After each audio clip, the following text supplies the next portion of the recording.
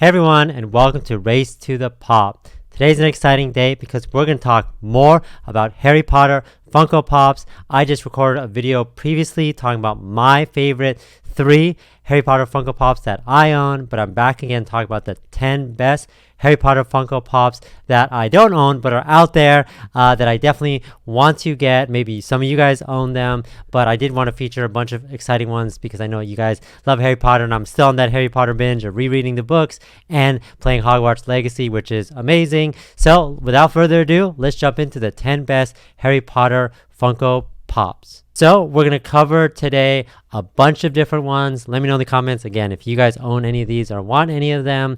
Again, I thought these were the ones that really stood out to me. I know a lot of you guys own these ones. They're definitely classics if you're looking to add these Harry Potter Funko Pops to your collection. So let's go. And of course, we have to start off with Quidditch Harry. Again, this is the one where he's holding the Nimbus 2000, and he's also holding the golden snitch in his right hand because he's the seeker for the Quidditch team.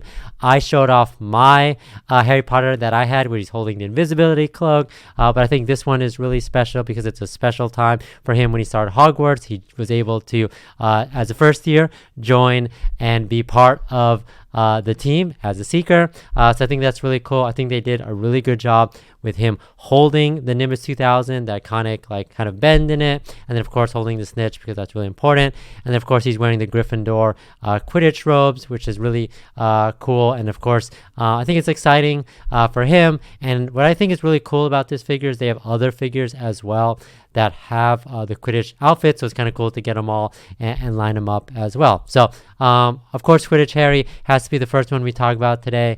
Definitely an iconic moment and an iconic character in the series. Next is Professor Quirrell.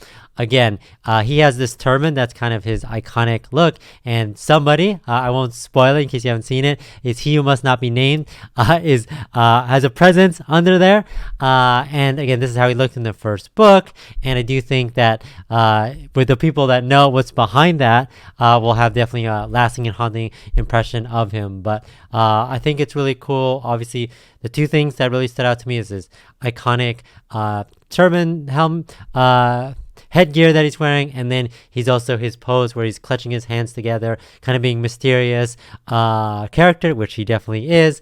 And I think it's exciting. I do really like the fact that they got his robes down perfectly. He's kind of like just like he's supposed to kind of like blend in the background. You're not supposed to suspect him for anything, but of course he ends up being at the end of the first book a character you should have suspected from the beginning. Hedwig, and a couple things I want to point out about this is obviously Hedwig is the Harry Potter's owl. This one is actually 3 3/4 inches, so it's the full size. Even though he's an owl, she's an owl. You would expect it to be smaller, but they did definitely want to get the details done, and I think they did a good job. The details that I see are obviously on her wing, the little, the little black markings, which I think they did well, and then like the really, really black talons that she has. I thought they made it perfect. So again, if you have a character to add to your collection, you definitely can't forget Hedwig. Hagrid with the cake. I think this is a really special moment in the series where he shows up on Harry's birthday, obviously giving him his letter to Hogwarts, which is exciting, but also celebrating his 11th birthday, which definitely surprised Harry because first of all, half giant, obviously surprised by Hagrid's presence, but also the fact that someone's out there that actually cares about him and actually wanted to give him a present, which was a cake. And of course, he's obviously happy about getting that letter about going to Hogwarts. I think the details, they definitely nailed it. Not only just his outfit, but the cake itself. It's pink with green lettering. So pink frosting, green lettering, just like the movies. And then, of course, in that white box that he ended up creasing a little bit. I think like he either sat on it or just in the transit from Hogwarts all the way to this secluded island with the Dursleys. Obviously, a long time for him to get there. But I think Harry was definitely happy, and I think it's a great moment. I shot off my Hagrid, but I definitely want to probably get this one because I do, really think that moment's cool. Ron riding a chess piece. This pop is over 8 inches, towering over the rest of your collection. And another iconic movies from the beginning of the series where they have to take control of the chess pieces. Obviously, he does his little sacrifice. But I do think it's really cool. I think that it really embodies kind of like the mysterious and like the power that it has. Obviously, it's all like jet black because they play on the black side.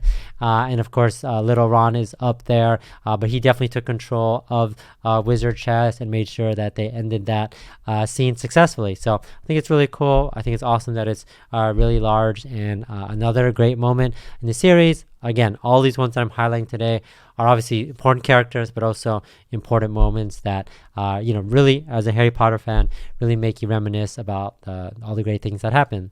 Dobby, from the second book, obviously Dobby, the house elf, is, definitely an interesting character.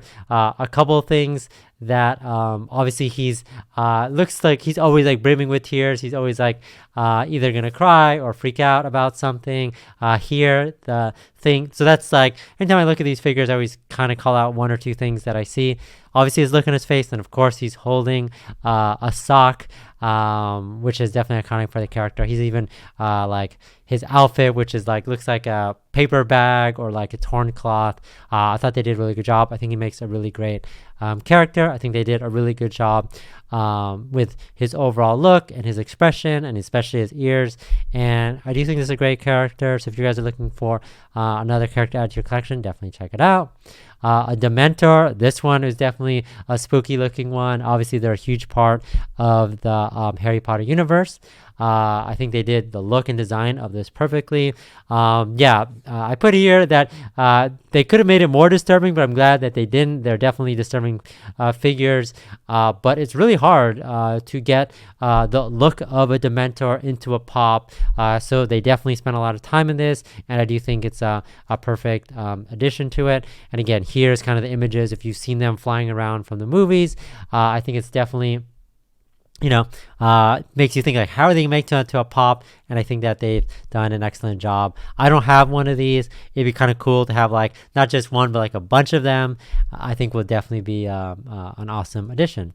Hermione with a cauldron is an awesome one. Obviously, she's very studious, cares about getting perfect marks and attendance and all this, and just like really enthusiastic about everything that has to do with Hogwarts and studies. And this one specifically, she's obviously doing her mixing with that. And if you actually take a look at the picture from the movies, they got it perfect. She has a green one and then like a red one, and then she's mixing them together, and it's like kind of like bubbling and foaming. I think it looks really great. I think she really conveys that, hey, I'm busy here. I really want to make sure to get this right. And I think that's a cool Hermione one. I know there's a couple of ones out there that I know a lot of you guys like, but I thought this one was a cool one because I don't know of any other Funko Pop that has a cauldron. So I think that one is definitely unique. The Basilisk as well, I thought was really cool. Appears to be smiling, giving a cute quality as a Funko Pop. I think Funko does a really good job of obviously keeping true to the character, looking menacing, but also cute enough in its little form that it's something that you definitely want to collect. And again, if you guys remember that from the movies, definitely the teeth are looking menacing, and then like the golden eyes, which I think it's like actually looks really cool. Again, if you guys remember that part from the movies and the books, definitely awesome, and hopefully you kind of get that same feeling when you take a look at this figure. And the last one that I wanted to talk about, of course, is Nearly Headless Nick, which is a great character. He's one of the ghosts of Hogwarts. Remember, he's nearly headless because he was beheaded, but not fully beheaded. I think they said he's like 5% almost beheaded. And he obviously talks about that a lot. He's definitely a silly character, really cool. I thought they did a really good job of like the ghost, because obviously he's a ghost, that kind of like the bluish gray shade. that he has. Here's from the movies. I think they kind of like fade in and out depending on what he looks like. In this scene, I think he's actually talking, but when they're usually flying around, they're more of like the bluish colors when they go, flying around at nighttime and things like that throughout the castle. But I thought they did a really good job of it. I think obviously his color, and obviously he's nearly headless, where they didn't make it too grotesque, but you could obviously tell that he is not of the living, and then he's kind of tilted to the side. So again, that's an awesome figure. And that's it. Those were the ones that I wanted to highlight today.